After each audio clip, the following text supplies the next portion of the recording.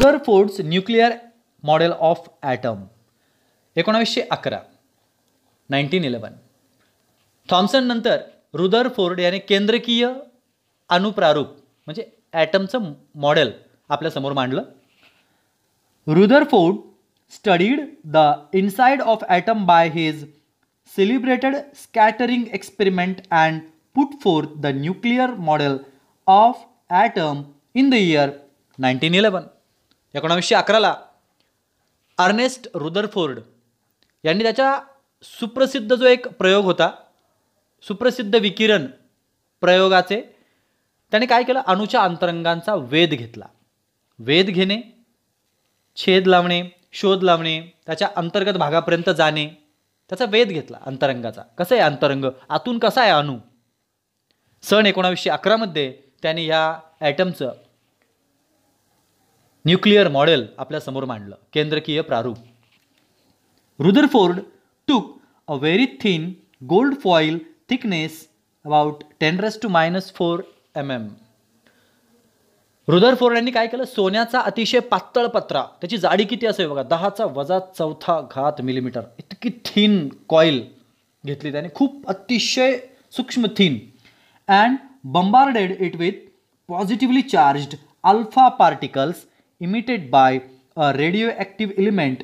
He observed the path of alpha particles by means of fluorescent screen around the gold foil. त्याने काय केलं, त्या कॉईलवरती, त्या पातळ पत्र्यावरती किरणोत्सारी मूलद्रव्य उत्सर्जित केले. धनप्रभारित म्हणजेच पॉझिटिव्हली चार्ज्ड अल्फा कणांचा मारा त्याने त्याच्यावरती केला. अल्फा कणांचा मारा केल्यामुळे कणांच्या मार्गाचा वेध घ्यायचा होता त्याला, की ते कण कसे जातात. आपण त्या पत्र्यावरती जे बंबार्डिंग करतोय, किरणोत्सारी मूलद्रव्य उत्सर्जित करतोय, तर ते मूलद्रव्य हे अल्फा कणांचा मारा केल्यावर त्याचा त्याचा मार्ग कसा असेल, कोणत्या मार्गाने तो तिथपर्यंत जातो, किंवा तिथून पुढे त्याचा मार्ग काही बदलतो का. It was expected that the alpha particles would get reflected from the gold foil if the positively charged mass were evenly distributed inside the atoms. काय म्हणायचं होतं त्याला, सोन्याच्या पत्र्याभोवती लावलेल्या त्या पडद्यातून त्यांनी जे अणू बंबार्ड केले, अणूमध्ये, त्या ठिकाणच्या अणूंमध्ये जर धनप्रभारित वस्तुमानाचं वितरण सर्वत्र एक समान असेल तर काय होईल, अल्फा कणांना पत्र्यावरून परत फिरावं लागेल, रिटर्न येतील, अशी त्याची अपेक्षा होती. की सेम इलेक्ट्रॉन आणि एकाच वस्तुमानासारखे पॉझिटिव्हली चार्ज्ड हे जे कण त्याच्यावरती पडणार आहेत ते तिथून परत फिरतील अशी अपेक्षा होती. किंबहुना अनपेक्षितपणे बहुसंख्य अल्फा कण हे पत्र्यातून आरपार सरळ गेले. बघा, बहुतांश.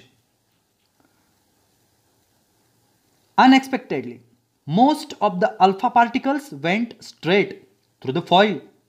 A small number of alpha particles get deflected from the original path through a small angle.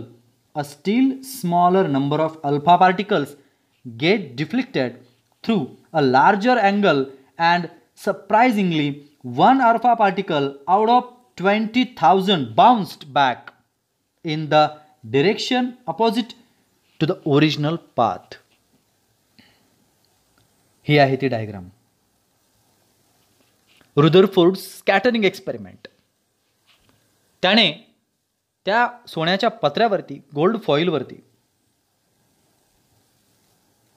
He G gold foil दिसते, या गोल्ड फॉईलवरती अल्फा कणांचा मारा केला, अल्फा कण इमिट्स केले. तो मारा केल्यानंतर त्याची अपेक्षा काय होती, की ते परत फिरतील, परंतु तसं झालं नाही. ते कण पत्र्याच्या आरपार गेले, जसे इथे बाणांमध्ये तुम्हाला दिसत आहे, आरपार गेले, बहुसंख्य कण आरपार गेले. काही थोडेच अल्फा कण हे मूळ मार्गापासून काही लहान लहान कोणांमध्ये त्याचं विचलन झालं, म्हणजे सरळ जाण्याऐवजी त्यांनी त्यांचा अँगल बदलत गेले, अँगल बदलला. आणखी थोड्या अल्फा कणांचं मोठ्या कोणात विचलन झालं, म्हणजे काही छोट्या कणांमध्ये तर काही मोठ्या कणांमध्ये त्याचं विचलन झालं. आणि काही ठराविक अल्फा कणांचं मोठ्या कणातून विचलन झालं आणि आश्चर्य म्हणजे 20,000 पैकी एक अल्फा कण हा मूळ मार्गाच्या उलट दिशेने बाउन्स झाला, रिटर्न. किती? 20,000 पैकी एक अल्फा कण हा उलट आला. हा होता रुदरफोर्डचा experiment. The large number of the alpha particles that went straight through the foil indicates that there was no obstacle in their path. It meant that there must be mainly an empty space inside the atom in the solid gold foil. बघा काय निष्कर्ष होता. कण मोठ्या संख्येने आरपार गेले, फक्त 20,000तला एकच परत आला. मग असं दर्शवतात हे कण आरपार गेलेले आपल्याला की त्यांच्या वाटेत कुणीच अडथळा नव्हता. अडथळा असला की ते रिटर्न आले असते, अडथळा नव्हता म्हणून ते आरपार गेले. याचा अर्थ सोन्याच्या त्या गोल्ड फॉईलमध्ये, त्या ॲटममध्ये अणूंच्या आत खूप मोकळी जागा होती. त्यामुळे अल्फा कणांना त्या मोकळ्या जागेतून पुढे जाता आलं. गर्दी असती, जागा पूर्ण पॅक्ड असती. डाल्टनने म्हटलं की पूर्ण तो बॉल गडद तसा तो अणू तसं असतं, तर ते बाउन्स होऊन परत आले असते सगळेचे सगळे 20,000 कण.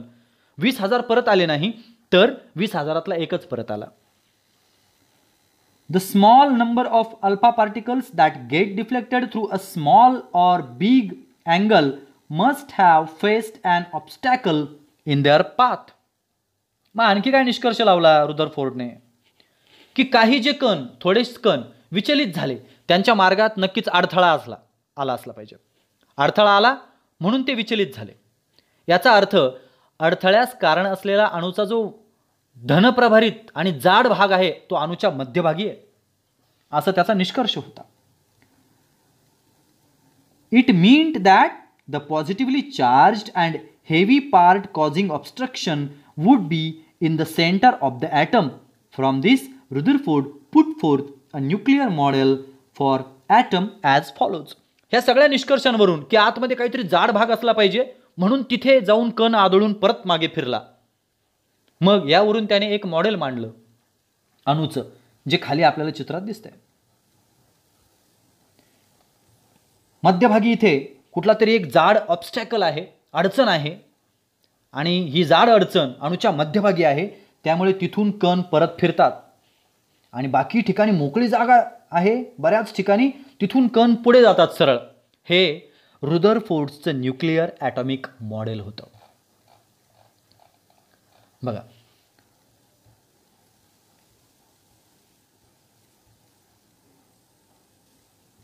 Number 1, there is positively charge nucleus at centre of an atom. अणूच्या केंद्रभागी पॉझिटिव्हली चार्ज्ड केंद्रक असतो.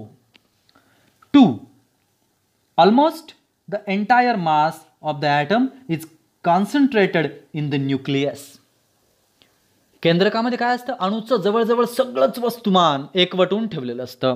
Number 3, negatively charged particles called electrons revolve around the nucleus. 3 number काय? त्या केंद्रकाभोवती, सेंटर पॉइंट भोवती इलेक्ट्रॉन नावाचे निगेटिव्हली चार्ज पार्टिकल फिरत असतात, चक्कर मारत असतात गोल गोल. Number 4, the total negative charge on all the electron is equal to the positive charge on the nucleus. सर्व इलेक्ट्रॉनवरील एकत्रित ऋणप्रभार जो आहे हा त्या सेंटर पॉइंटचा जो न्यूक्लियस केंद्रक आहे त्याच्या धनप्रभारा एवढा आहे. आणि त्यामुळे काय होतं तिथे? As the opposite charges are balanced the atom is electrically neutral. Opposite charges संतुलन आहे त्यांचं, अपोजिट चार्जेसचं एकमेकांचं जेवढे ते तेवढे हे. त्यामुळे संतुलन झाल्यामुळे अणू काय असतो? ना निगेटिव्ह ना पॉझिटिव्ह, तो इलेक्ट्रिकली उदासीन असतो, न्यूट्रल असतो. And number 5, there is an empty space between the revolving electron and the atomic nucleus.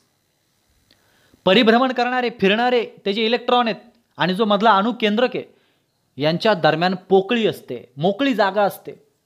त्यामुळेच ते कण पुढे गेले होते. असे 5 कन्क्लुजन्स रुदरफोर्डने आपल्यासमोर मांडले.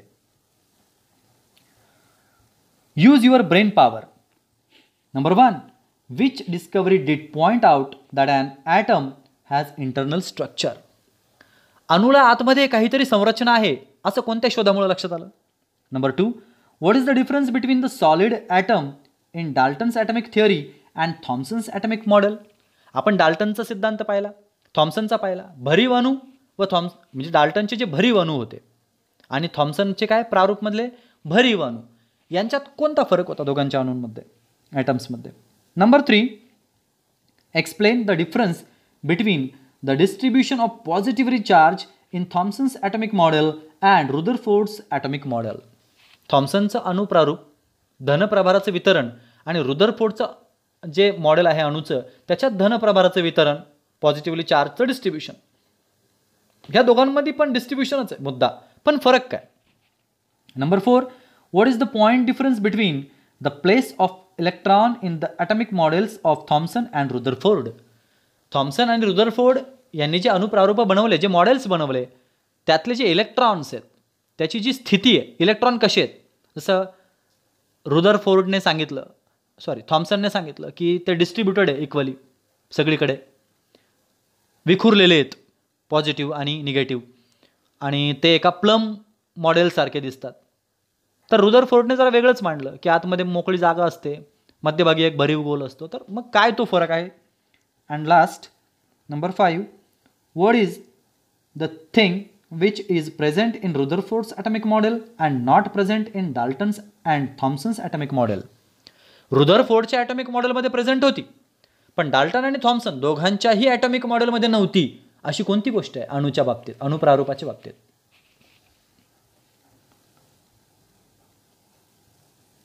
An established law of physics, an electrically charged body is revolving in a circular orbit. Its energy decreases. According to this law, the atom described in Rutherford's model turns out to be unstable. In reality, however, all atoms except radioactive atom are stable.